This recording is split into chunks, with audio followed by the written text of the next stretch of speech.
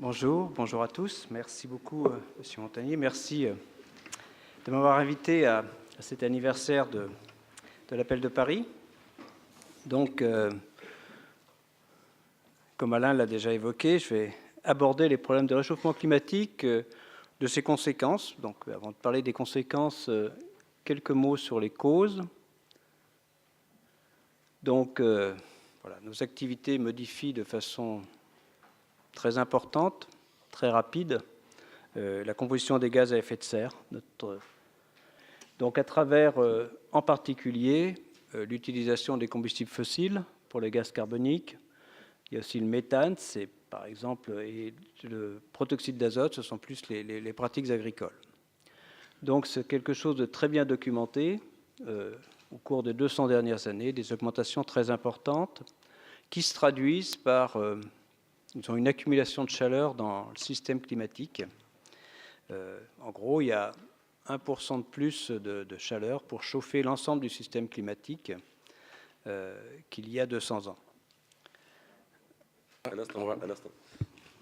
So one of the main effects of global warming is the augmentation of heat in the last, especially in the 200 last years, and this accumulation of heat will has entrained some consequences that we'll see.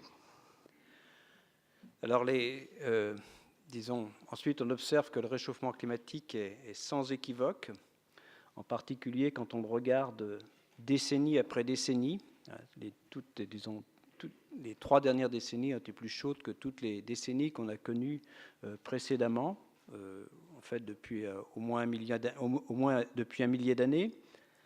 Mais ce réchauffement se traduit également dans les autres composantes du système climatique, les glaces, l'océan, où il y a de la chaleur qui s'accumule, mais aussi le niveau de la mer. L'élévation du niveau de la mer est l'indicateur le plus, disons, clair du réchauffement climatique, intégrateur, donc l'élévation du niveau de la mer, c'est 3 mm par an, qui est à la fois liée à la fonte des glaciers, les glaciers tempérés, mais aussi les calottes glaciaires, Groenland, Antarctique de l'Ouest, et puis à l'expansion thermique de l'océan. Donc, ce qui cause, l'élévation du niveau de la mer, ce sont vraiment des phénomènes qui sont directement liés au réchauffement climatique. The main consequences concern the oceans, the sea, the level of the sea, which is increasing, and especially ice melting. Alors, sur les conséquences, je pense qu'il est intéressant si on regarde autour de soi, ça c'est un résultat récent du dernier rapport du siècle. Je veux dire, où vous soyez sur cette planète, il suffit de regarder autour de soi. Enfin, bon, en France, par exemple, la fonte des glaciers, des sécheresses plus importantes. Dans d'autres pays, le pourtour méditerranéen, des multiplications de feux de forêt. Dans d'autres régions, des sécheresses. Dans d'autres régions, par exemple en France, les rendements agricoles commencent à stagner. C'est en partie lié au réchauffement climatique. Donc l'idée de cette carte, qui est tout à fait nouvelle, c'est de montrer que la nature, nous-mêmes, nos activités, mais aussi la nature, perçoivent le réchauffement climatique actuellement. This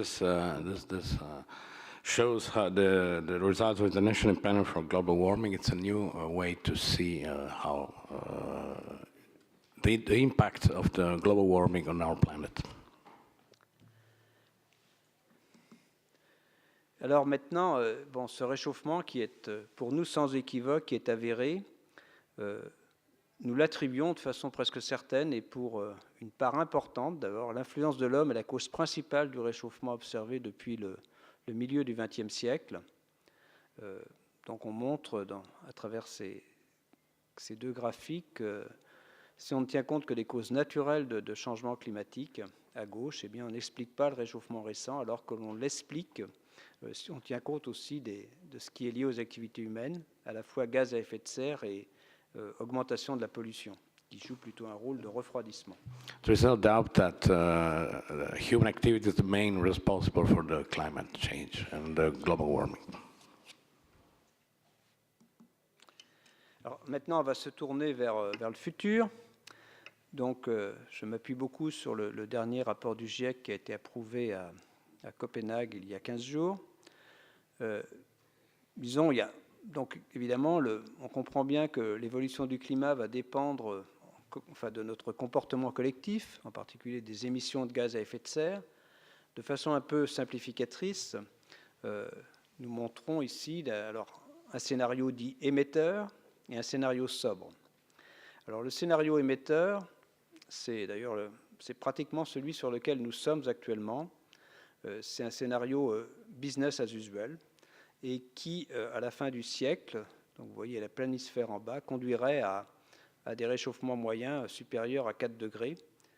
Mais il faut aussi bien noter que dans le cas de ce scénario, disons qu'on est loin de la stabilisation et le réchauffement se poursuivrait au siècle prochain.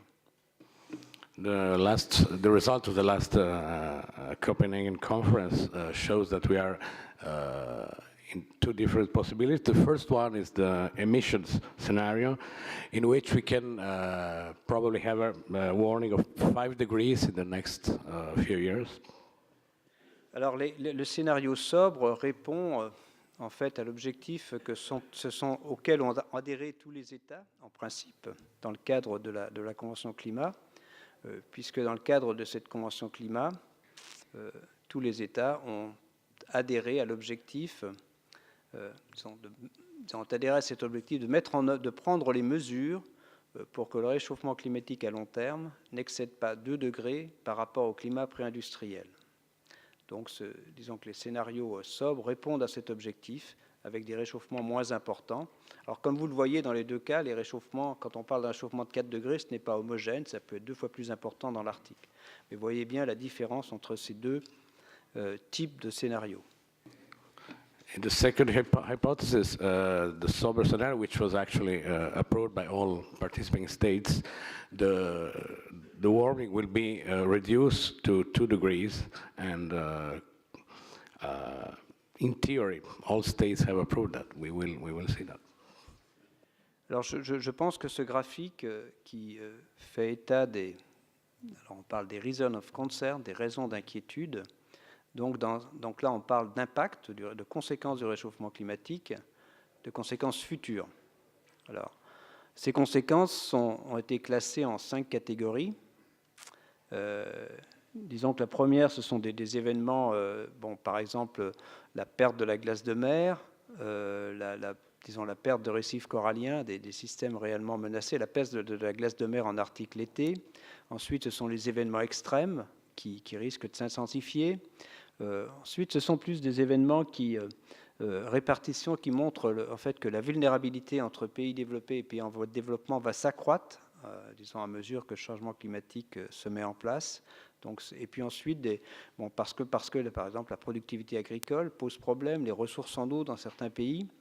Ensuite, la quatrième catégorie, ce sont, disons, les problèmes de santé et de réchauffement climatique, les problèmes de productivité agricole, les problèmes d'acidification de l'océan, les problèmes également en général de santé. Et la cinquième catégorie, ce sont des événements irréversibles. In this slide, you can see the future consequences of the global warming. Bearing in mind that 2 points which are important, the gap between the industrialized world and the so-called third world is going to be larger, and agricultural problems. Donc vous voyez, si on va, disons, à 4 degrés ou au-delà, tous les voyants sont au rouge. C'est très clair. Disons de façon, donc, il y a un risque très élevé, avec pratiquement élevé à très élevé pour tous les voyants. Si on réussit à maintenir le réchauffement en dessous de 2 degrés, donc ça justifie pleinement cet objectif, eh bien, effectivement, c'est quand même un changement important qui nécessitera une adaptation, où il y aura aussi, par exemple, les récifs coralliens sont mis à mal à la fois il suffit d'un réchauffement de l'ordre de 1 degré, et puis, disons, avec l'acidification de l'océan, ça met à mal des récifs coralliens très rapidement. Disons, certains sont déjà à mal, mais c'est clair que l'idée quand vous regardez, disons, en dessous de 2 degrés, donc à droite, par rapport au pré-industriel, les effets sont beaucoup moins importants, les conséquences, et on a le sentiment qu'on pourra s'y adapter, au moins pour l'essentiel. Alors, pas pour tout, hein. Par exemple, l'élévation du niveau de la mer, elle se poursuivra de toute façon, et même dans le cas d'un scénario sobre, elle sera inévitablement de l'ordre de 50 cm supplémentaires, voire plus à long terme. Le problème du long terme, c'est que si on maintient le réchauffement climatique au-delà de 2 ou 3 degrés pendant un millénaire, eh bien le Groenland risque de fondre avec une élévation du niveau de la mer de 7 mètres. It is essential to try to keep the global warming under 2 degrees, otherwise the consequences would be extremely dangerous. For example, Greenland would actually disappear if the increases more than 2 degrees for 7 or 8 years.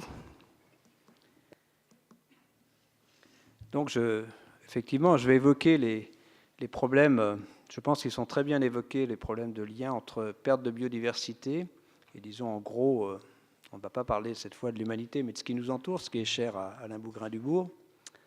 Donc, disons, ce graphique montre quoi? Donc, ça met disons, sur le même graphique, on met en face la vitesse maximale de déplacement des espèces, que ce soit de la faune, de la flore, toute une catégorie d'espèces, des arbres, aussi des primates, des rongeurs, et la vitesse du réchauffement climatique dans ces différents scénarios. Vous voyez, les scénarios sobres, là, c'est le scénario 2.6, le plus bas. Donc, on voit effectivement que si, le réchauffement était maintenu, était très lent, il y a une capacité d'adaptation au moins de la plupart des espèces qui pourraient se déplacer, mais il y a aussi d'autres contraintes que la simple vitesse de déplacement. Il faut aussi qu'il y ait de la nourriture et que ça soit adapté, mais en tout cas par rapport à ce graphe. À l'inverse, quand on voit des scénarios, par exemple le scénario 8.5, c'est-à-dire le scénario le plus émetteur que je vous ai montré tout à l'heure, il est clair que pour beaucoup d'espèces, leur simple vitesse de déplacement, disons, est plus faible que la vitesse de déplacement des isothermes du climat. Donc on voit bien que à travers ce simple graphique, que ce soit sur la faune et la flore, les conséquences pour la biodiversité. Ça en illustre le fait. This slide shows the interaction between the global warming and the capacity of adaptation and movement of the different species, which seem to be endangered by the global warming. Maintenant, rapidement, je vais terminer sur la France. Donc, la France n'échappe pas au changement climatique. Le réchauffement climatique et c'est normal sur tous les continents, est plus élevé que la moyenne. C'est plutôt depuis le début du XXe siècle 1,3 degré. C'est-à-dire que la moyenne globale est plutôt inférieure à 1 degré. Mais ça, c'est tout à fait logique pour les continents. Il est perceptible, pour le moment, il n'est pas dangereux. Donc nous avons fait des simulations pour la France et donc en particulier, donc, là je regarde, ce sont les températures d'été dans le cas du scénario le plus émetteur à la fin du siècle. On arrive dans le sud-est de la France, dans le cas du scénario, du modèle de Météo France, à des réchauffements l'été de l'ordre de 5 degrés en moyenne. Et ces réchauffements d'été de 5 degrés en moyenne, et je vais en terminer là, c'est effectivement, quand on regarde par rapport à la canicule de 2003, donc vous voyez, donc là vous avez donc la période récente où on a des données on a des modélisations également sur les canicules. La canicule de 2003, l'été en France, là c'est pour l'Île-de-France. Donc la température était 3 degrés en moyenne plus chaude qu'un été, disons qu'un été standard du XXe siècle. Et dans le cas du scénario émetteur, on pourrait arriver à des étés, alors, parce que quand on parle de 5 degrés en moyenne, il y aura aussi des étés caniculaires qui, eux, pourraient être 7 à 8 degrés plus chauds que, disons, qu'un été de référence du XXe siècle. Ça montre bien, disons, on sera très très loin et on voit bien les problèmes entre, disons, les problèmes de santé que cela peut générer. On voit aussi l'intérêt de limiter le réchauffement climatique. Dans le cas d'un scénario, c'est même pas le plus sobre, d'un scénario relativement sobre, les points verts, eh bien, il n'y a pratiquement pas d'été qui dépasse 2003. On voit bien, donc là, on parle bien de chez nous. Voilà, je vais arrêter là sur les conséquences. Merci beaucoup. Merci beaucoup.